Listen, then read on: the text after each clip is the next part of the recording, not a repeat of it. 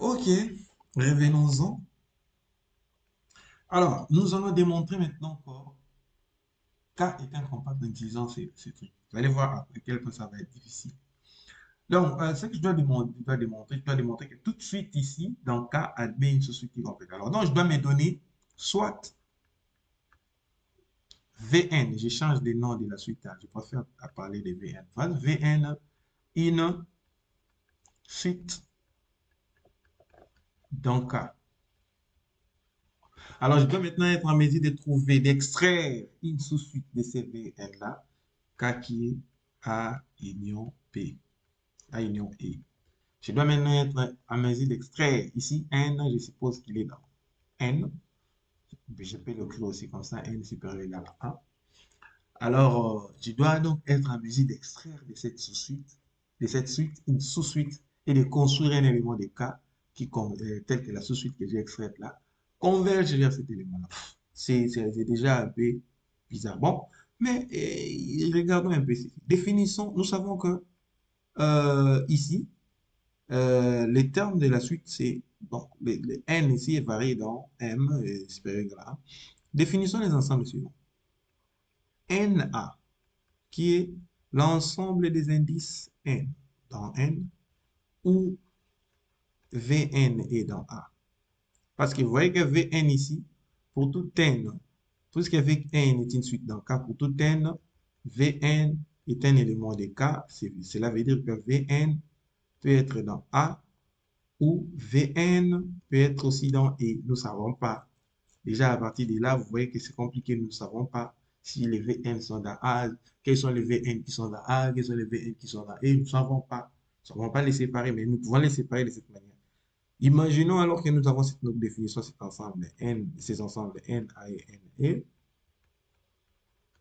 N, A comme ça et N, E comme ça.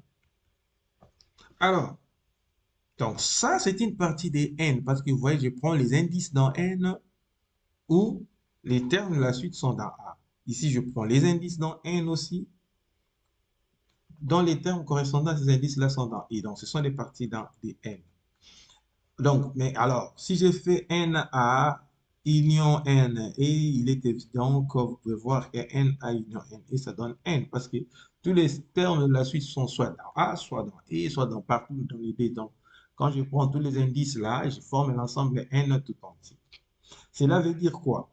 Puisque ça, c'est infini, cet ensemble est infini, à une infinité d'éléments. Donc, NA et NE ne peuvent pas être finis au même moment. Cela veut dire que NA et NE ne peuvent pas être simultanément finis. Ne peuvent pas être finis simultanément. Hein? Être finis simultanément, au même moment. Au même moment. Donc, vous comprenez, au même moment, en même temps. Disons en même temps pour ne pas tout écrire. Donc, NA et NE ne peuvent pas être finis au même moment. Alors, donc ça dit ici, NA est fini, NE doit être infini. Si NE est fini, NA doit être infini.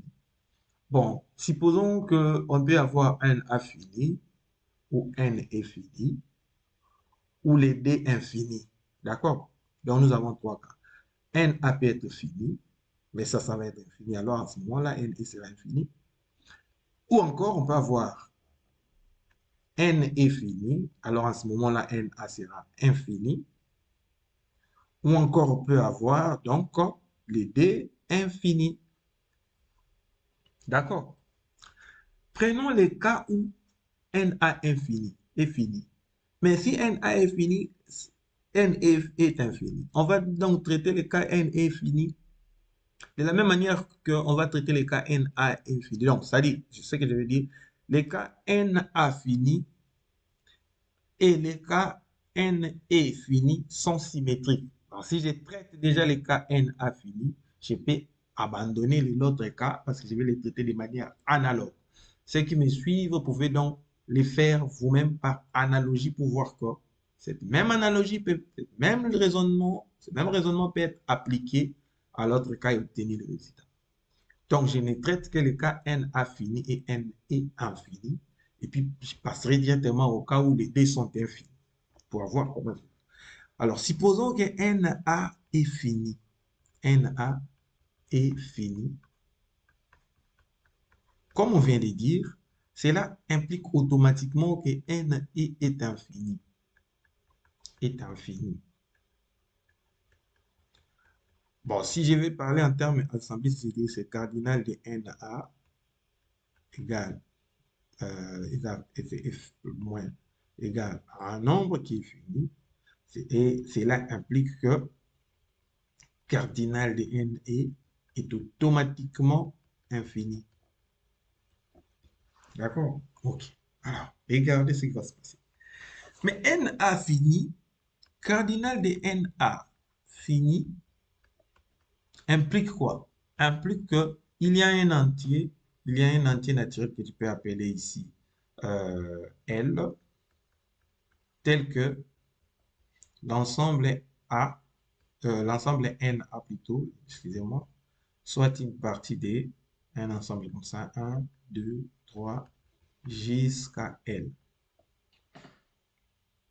C'est comme ça, donc il y a une injection, il y a une bijection même entre N A et N ensemble de cette manière. Donc une injection entre N A et N ensemble de cette forme.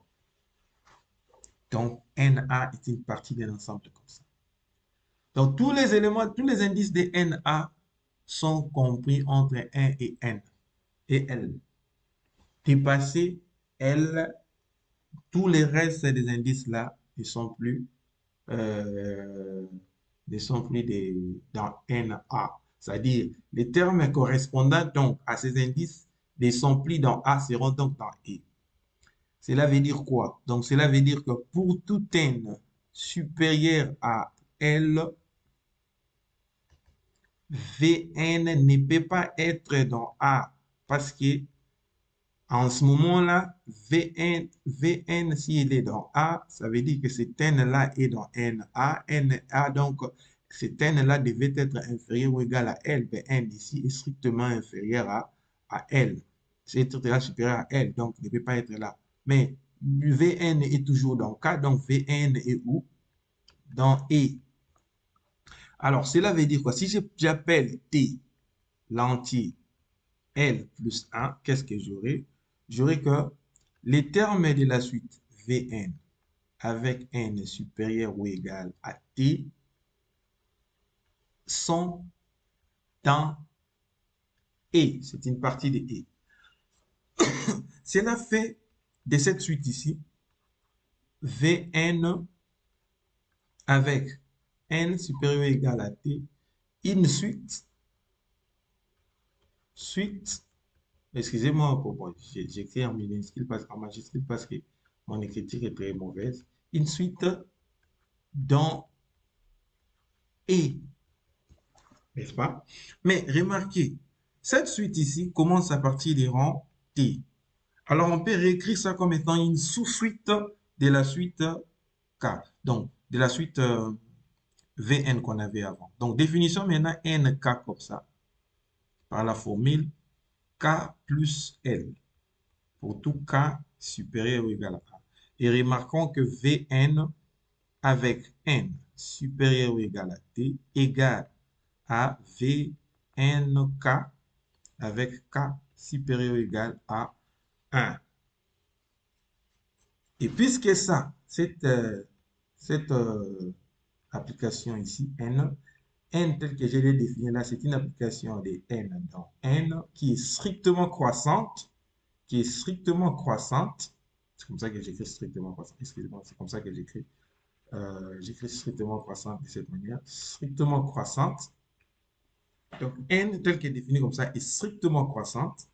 Alors, cette suite ici est une sous-suite de la suite Vn qu'on avait au départ. Donc, la suite ici que j'ai obtenue ici dans E, qu'est-ce que j'ai? Donc, Vnk, selon ce que je viens de faire comme définition maintenant, est une sous-suite de Vn avec n supérieur ou égal à 1, mais elle est dans E.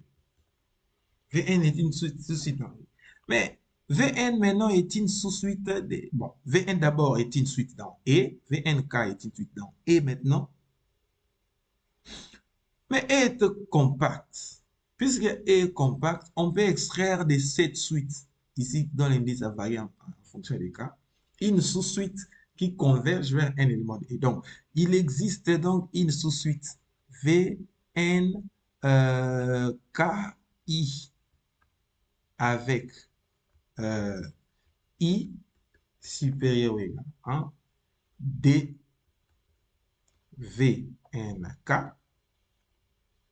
dans E. Il existe donc un W maintenant dans E tel que Vnki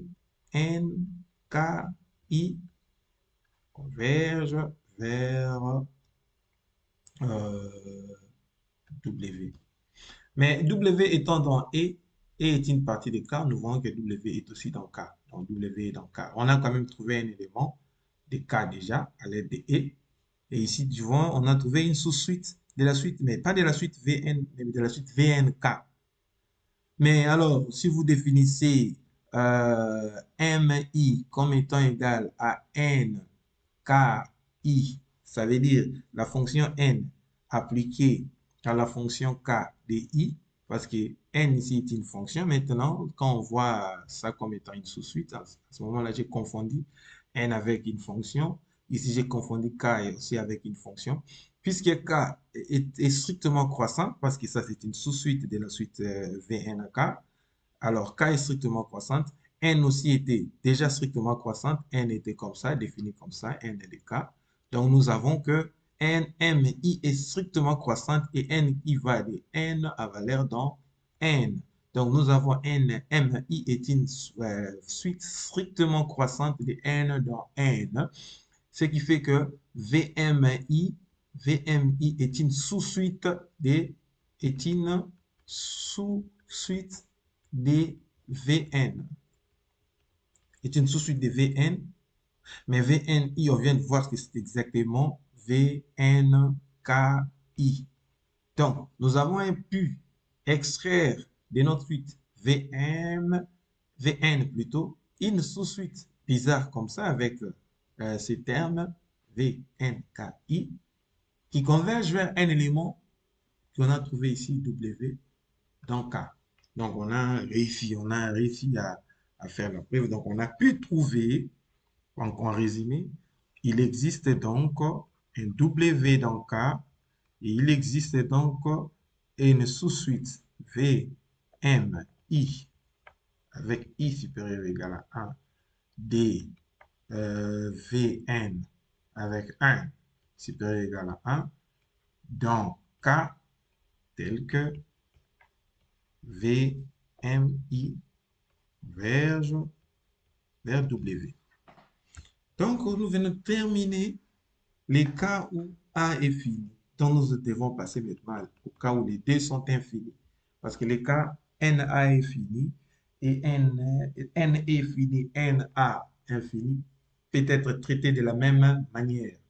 Donc, je vous laisse faire ça comme exercice pour que vous me suivez, surtout si vous êtes mathématicien. On se voit dans la prochaine vidéo pour les cas où les dés sont infinis.